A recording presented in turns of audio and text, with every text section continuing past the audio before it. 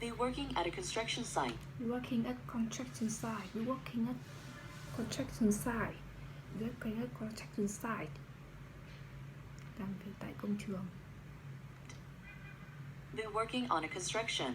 Be working on a construction. Be working on a construction. Be working on a construction. Xây dựng. Be working at a table. Be working at a table. Working at a table. Working at a table. Làm việc tại bàn. Be riding on a bicycle. Be riding on a bicycle. Be riding on a bicycle.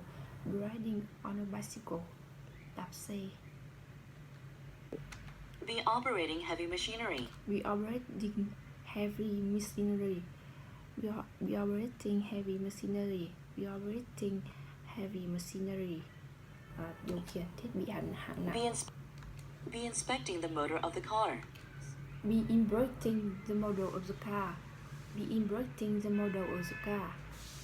Be inspecting the model of the car. Kiểm tra động cơ ô tô. Be building a rock wall. Be building a rock wall. Be building a rock wall. Be building a rock wall. Dựng một bức tường bằng đá. Be laying bricks. Be laying bricks. Be laying bricks. Be laying bricks. Be laying bricks. Đặt những viên gạch. Be painting a window frame. Be painting a window frame. Be painting the window frame. Be painting a window frame. Sơn một khung cửa sổ. Be using a shovel to dig a hole. Be using a shovel to dig a hole. Be using a shovel to dig a hole. Be using a shovel to dig a hole. Dùng xẻng đào một cái hố. Be taking a measurement. Be taking a measurement. Be taking a measurement. Be taking a measurement. Đo lường. Be watering the plants. Be watering plant. Be water the plant. Be water the plant. Tưới cây. Be trimming some branches. Be trimming some branches. Be trimming some branches. Be trimming some branches. Tỉa một vài cành cây. Be taking care of some plants. Be taking care of some plant. Be taking care of some plant. Be taking care of some plant. Chăm sóc cây. Be picking some flowers. Be picking some flower. Be picking some flower. Be picking some flower. Hái một vài bông hoa. Be sweeping the floor.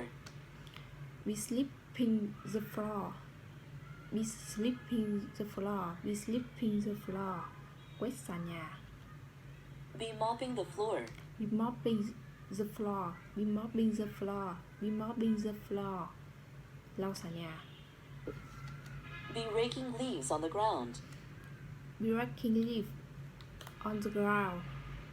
Be raking leaf on the ground. Be raking leaf on the ground. Ground. Be raking leaf on the ground. Cào lá trên mặt đất. Be cutting grass in a pasture. Be cutting grass in a pasture. Be cutting grass in a pasture. Be cutting grass in a pasture. Cắt cỏ trên cánh đồng. Be pushing an empty cart. Be pushing an empty cart. Be pushing an empty cart. Be pushing an empty cart. Để một chiếc xe hàng trống. Be climbing up the ladder. Be climbing up the ladder. Be climbing up the ladder. Be climbing up the ladder. Trèo lên thang. Be transporting some items on a cart.